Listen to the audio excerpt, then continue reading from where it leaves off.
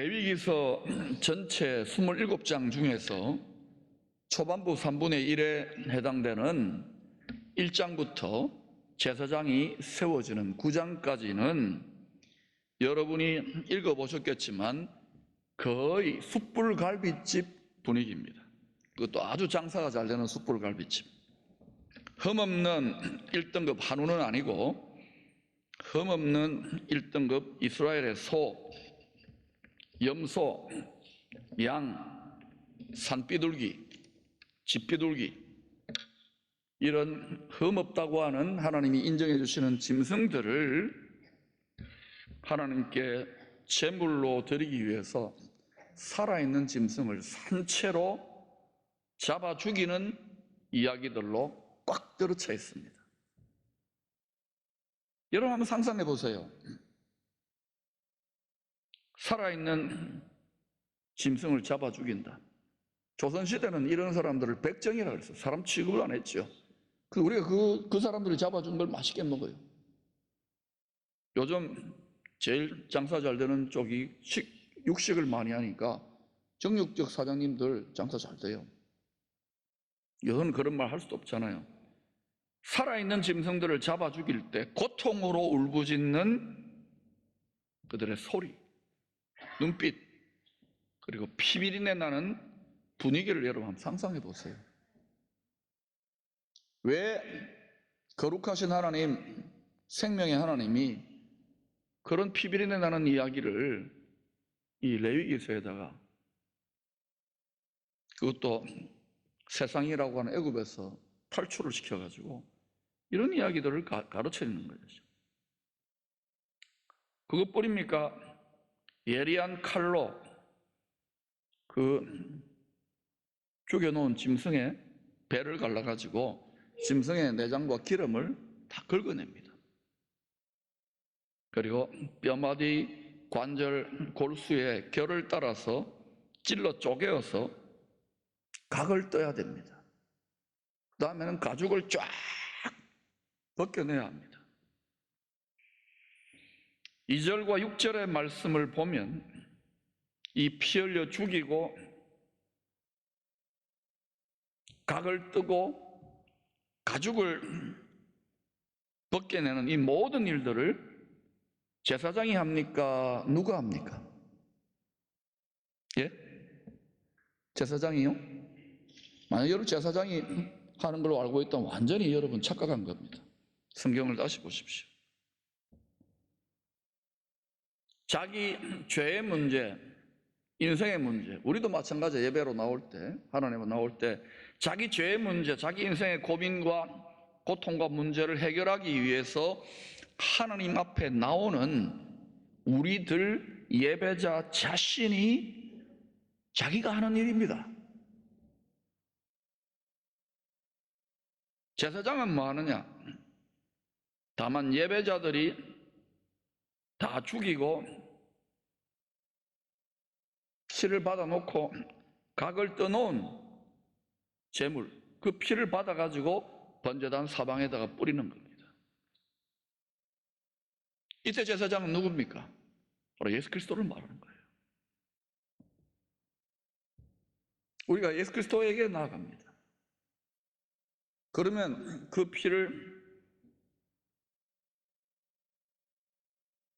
받아가지고 예수님이 죄 없는 보혈의 피를 뿌려주시는 거예요. 그리고 회개의 번제단, 우리 마음에 있지요. 거기에다가 제사장 예수님이 불을 붙여줍니다. 성령의 불, 회개의 불이죠. 그리고 난 다음에 그 각 떠놓은 제물을 성령의 생수로 정결하게 씻어주십니다. 그리고 또 그 위에 회개불 위에 올려놓은 그 제물에 성령의 회개불을 더 붙여가지고 몽땅 싹 태워가지고 하나님 앞에 올려서 바치는 일을 누가 하느냐? 제사장 예수 그리스도가 합니다.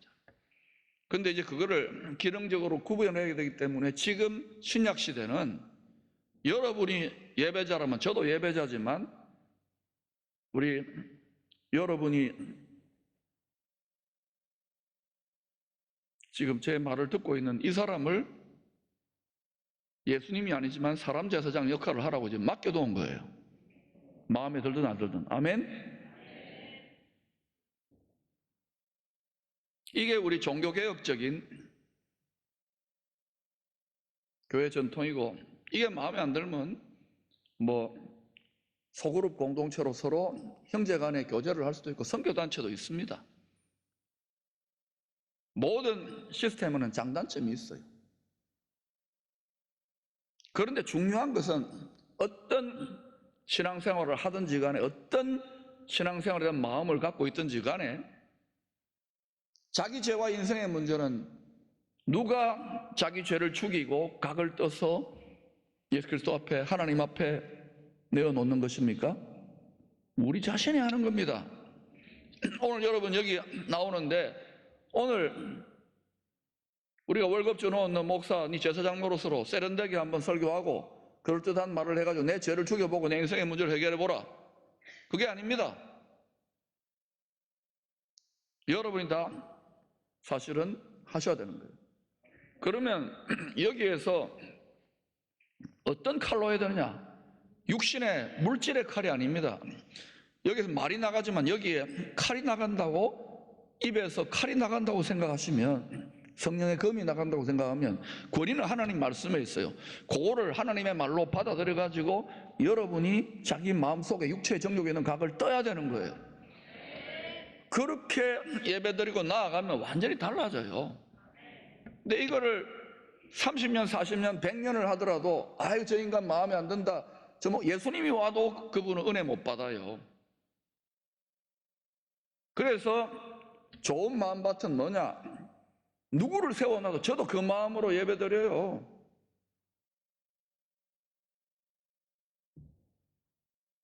그러지 않으면 앞으로 전 세계 교회들은 더 힘들어질 겁니다.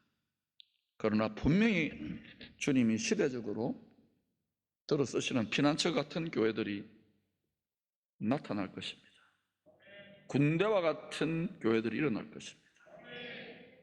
그러니 여러분, 완전하지 않아도 누구보다 여러분의 안위와 공동체와 민족의 안위를 깊이 생각하는 주 예수 그리스도, 그 마음에 가장 밀접하게 접붙여지기를 노력하시기를 바랍니다. 세례 요한은 이 세상에 임한 죄와 사망의 저주를 담당하시고자 성자 예수님이, 성자 예수 하나님입니다. 우리가 믿는 분은 하나님입니다. 동시에 사람입니다. 완전한 사람으로 오신 것을 실제 눈으로 보고 성령의 감동으로 이렇게 증거했습니다. 요한복음 1장 29절입니다. 같이 읽어보십시오. 시작. 이튿날 요한이 예수께서 자기에게 나오심을 보고 이르되 보라, 세상 죄를 지고 가는 하나님의 어린 양이로다. 우리 대신에 성부 하나님께서 기쁘게 받으실 만한, 우리가 드리는 건 전부 다 기쁘게 받으실 수 없어요. 일시적으로 기쁘게 받으시죠. 짐승제사 드린다더라도 기쁘게 받으실 만한 완전한 죽임당한 어린 양이 되신 예수님이 자기 몸으로 실제로 물과 피를 도살당한 짐승처럼, 각이 떼어져 가지고 태워 바쳐지는 짐승처럼 들으신 참 예배의 신비, 이 미스테리를 히브리서 9장 12절은 이렇게 설명했습니다. 같이 읽으십시오. 시작. 염소와 송아지의 피로 하지 아니하고 오직 자기의 피로 영원한 속죄를 이루사 단번에 성소에 들어가셨느니라. 이것을 저 같은 신학자 또는 목사들이요 뜻도 잘 모르고 영단번의 제사라고 이야기합니다. 이것을 영원히 단번에 한 방에 끝내기 위해서 하나님이 어린 양이 되신 분이 얼마나 많은 데까지 부를 하셨는지를, 그게 우리가 짊어져야 될 짐인데 이걸 깨달아야 제대로 깨달은 사람입니다. 그걸 깨달을 때 예배드리기만 하면 생각만 해도 눈물이 나요. 지금 마음이 공부돼요. 코로나고 뭐고, 앞으로는 코로나 말고 다시는 안 오겠지요. 예, 아멘 되기를 축원합니다. 성경을 들여다보세요. 천당 가야 돼요. 그럼 영단번의 제사는 뭐냐? 쉽게 말하면 신의 한 수에 영원한 제사를 드림으로 이 세상 만물에 임한, 만물만 아니라 만민들에게 임한, 모든 생명에 임한 죄로 인한 사망의 저주를 한 방에 날려버렸다는 거야. 할렐루야.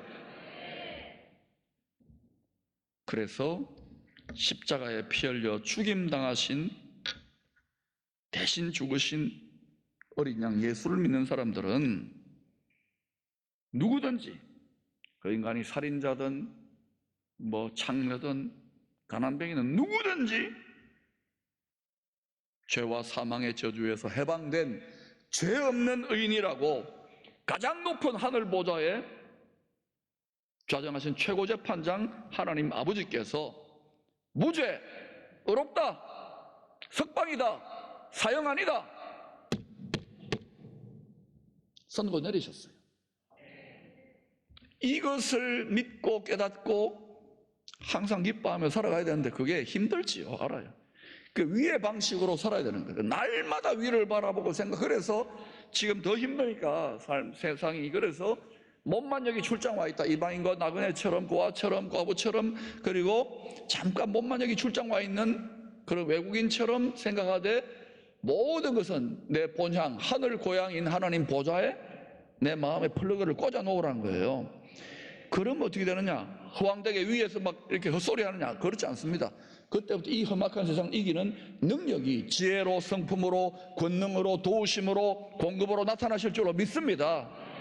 이제는 여러분 엉터리로서는 도저히 배겨낼 재갈이 없는 시대에 진입했다는 것을 깨달으시기를 축원합니다. 저는 엉터리로 믿을수록 떠내려가거나 헤매요, 방황해요. 제대로 한번 해보자고요. 제대로 하실 수 있는 분은 주님이니까 날마다 주님께, 주님도 기도하셨는데 사람으로, 완전한 사람으로 어떻게 기도 안 하고 예배 안 드리고 말씀 공급 안 받고 어떻게 하겠다는 거예요? 그리고 다 하나님의 은사와 비전이 다 달라요. 그리고 이 공동체는 어디의 비전과 방향으로 나가는지 이걸 분명히 알고 함께 한 공동체를 이룰 수 있기를 축원합니다. 근데 오늘 설교 요절인 3절을 같이 읽어보십시다. 그 예물이 소의 번제이면 흠없는 수컷으로 회막문에서 여호와 앞에 기쁘게 받으시도록 드릴지니라. 여호와 앞에 기쁘게 받으시도록 드릴지니라. 회막문이라는 것은 우리로 말하면 교회라고 생각하면 됩니다. 교회 예배 드릴 때 여호와 앞에, 하나님 앞에, 예수님 앞에 기쁘게 받으시도록 드릴지니라. 이 말씀을 통해 우리가 깨달아야 되는 교훈이 있습니다. 뭐냐? 우리가 얼마나 예배 많이 드립니까? 공예배든 개인 예배든 기도든. 그런데 우리가 예배 때마다 우리 자신을 산 제물로 드리라잖아요. 우리를 예물로 드리지만 우리는 그 예물의 표현 중에 아주 일부 표현이 찬양이거나 기도거나 또는 물질이죠. 그러나 그것은요 아주 피상적인 것이고 결국은 하나님이 우리 마음을 받아요. 근데 그 드리는 예물이 하나님 앞에 기쁘게 받으실 만한 예물이 될 수도 있고 내 마음이, 아멘, 하나님이 역겹거나 받지 못하는 그런 예물이 될 수도 있다는 거예요. 예배를 수천 수만 번 드리는 게 중요한 게 아니라, 이스라엘 보세요. 교회가 성전이, 예루살렘 성전이 망할 때 수없는 예배 제사를 드렸지만 강도에 속을 내니까 성전이 성전되지 못하면 멸해지는 거예요. 우리가 성전입니다, 여러분. 여러분 가정이 성전되라고 이야기하는 게 그 이유예요. 이름만 무늬만 성전이 되려면 우리가 각을 뜨고 심장을 칼로 쑤시고 이걸 우리가 성령의 검으로 이걸 우리가 날마다 해야 된다고요.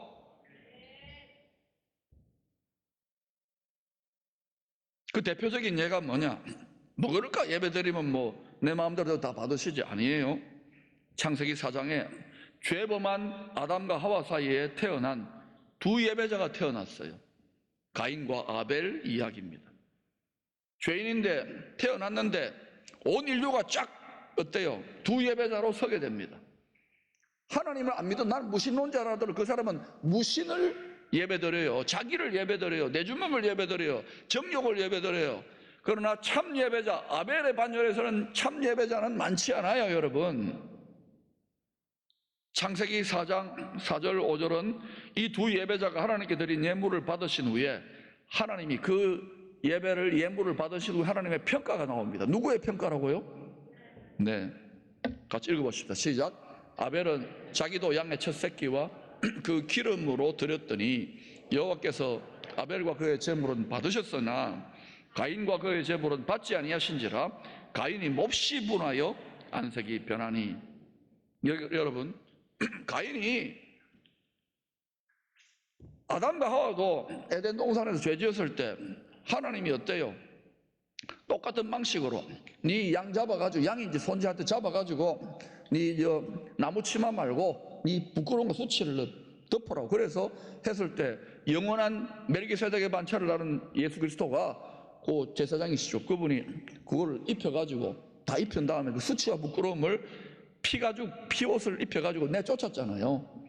이걸 우리에게 교훈시키려고 하나님 다 계획해 놓은 거예요. 그러니까 아담과 하와는 에덴 동산 그거 봤을 거 아닙니까? 그러니까 자기 새끼들한테 가르치겠죠. 얘들아, 반드시 피제사 드려야 돼. 죄를 죽여서 드려야 돼.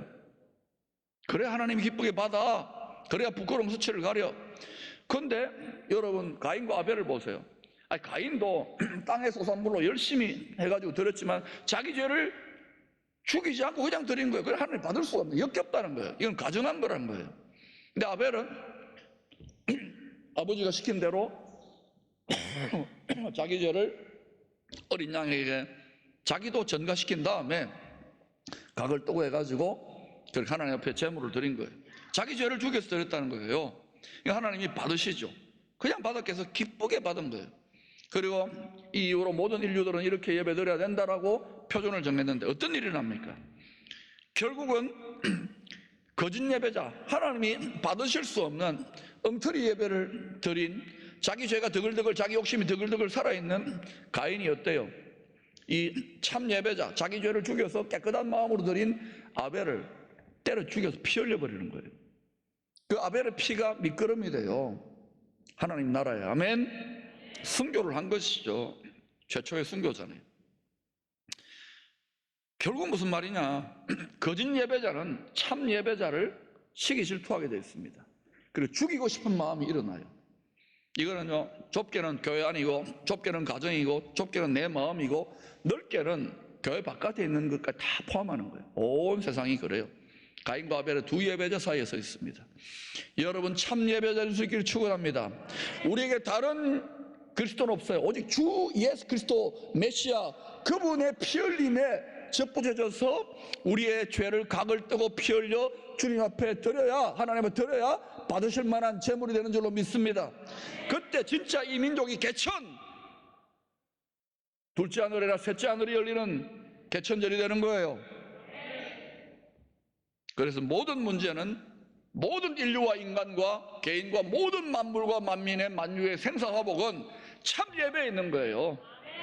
우리가 500년 동안 조상님이 하나님으로 열심히 제사 드렸는데, 엎드려 절했는데, 여러분 얼마나 잘 되었어요? 정말 똑바로 알아야 되는 거예요. 가인과 아벨을 쳐 죽인 이유가 다른 것이 아닌 참 예배, 참 제사 이슈라는 걸 아셔야 돼요. 성경 전체는 가인과 아벨의 예배 이야기에서, 제사 이야기에서 시작하여 기쁘게 받으실 만한 참 예배에 임하는 생명의 성령의 축복과 하나님이 가정이 여기시는 거짓 예배에 임하는 심판과 죄와 사망의 저주를 신구약 성경 전체가 보여주는 계시의 책입니다. 성경을 여러분 사회운동가도 하고 예수 믿지 않는 사람도 하고 스님도 이걸 인용합니다만 이건 전부 다 피칠갑이 되어 있는 참 예배의 책입니다. 특별히 여러분 다니엘서 필요한 분들은 적으세요. 9장 27절, 11장 31절, 12장 11절, 마태복음 24장 15절, 마가복음 13장 14절, 데살로니가후서 2장 4절, 요한계시록 13장 전체는 세상 끝날에, 세상 끝날이 있습니까 없습니까? 지금 전 세계 세상 끝이 오면 안 된다고, 또 그게 좋으니까 이 세상을 계속 영속시키려고 하는 그런 세상과 사람들이 있습니다. 그러나 반드시 주의 말씀대로 됩니다. 온 세상에 반드시 일어날 가정이 여기시는 거짓 예배가 일어나서 강요될 것에 대한 예언들입니다. 진짜 그런지 여러분이 신구약을 짝을 찾아서 읽어보세요. 곳곳에 이런 힌트들을 숨겨놓은 거예요. 이때는 십자가에 죽임당하신 어린 양의 공중혼인잔치에 참여하지 못한, 우리로 말하면 하나님이 기쁘시게 받을 만한 그러한 마음의 예배, 하나님이 다르게 또 표현하면은 신랑 되신 예수님의 혼인잔치이기 때문에 그 깨끗하고 순결한 거룩한 마음을 하나님이 정말, 예수님 정말 인간적으로 말하면 결혼하고 싶을 정도로 그렇게 순결한 마음, 거룩한 마음, 깨끗한 마음, 신랑의 명령대로 복음을 전하는 그런 마음을 가진 민족과 교회와 가정과 개인과 성도, 기업체는 하나님이 쉽게 말하면 그 영혼은 들어주신다는 거예요. 이걸 공중에서 잔치한다. 이게 2000년 동안 계속 이야기했는데도 뭐 일어나지도 않았냐? 아니에요. 신구약 성경은 전부 다 일관되게 그 이야기를 합니다. 그리고 그것의 표상이 초막절, 장막절, 또 뭐라고 하면 수장절이라고 하지요. 이것은 앞으로 생선 아카데미에서 자세하게 이야기하겠습니다. 그래서 이 가짜 그리스도가 튀어나와요. 지금까지 새끼 가짜 그리스도를 말하는데 이런 전 세계적인 가짜 그리스도 튀어나와가지고 지금 저 준비하고 있잖아요.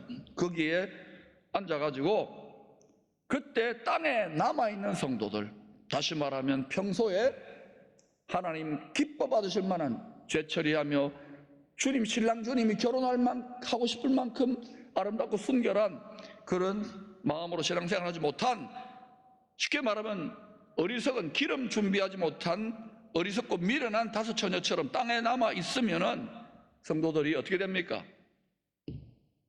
그때는 그 큰 환란 속에 거의 자기의 생명까지도 내어놓음으로 참된 하나님이 기뻐 받으실 만한 믿음을 입증해야 되는 시대가 올 수도 있다는 거예요.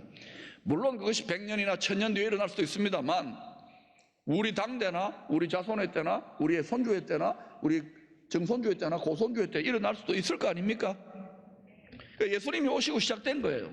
이걸 계속 2000년 동안 외치고 있는 거예요. 이 연사 저도 외쳐봅니다. 아멘. 인기가 없어.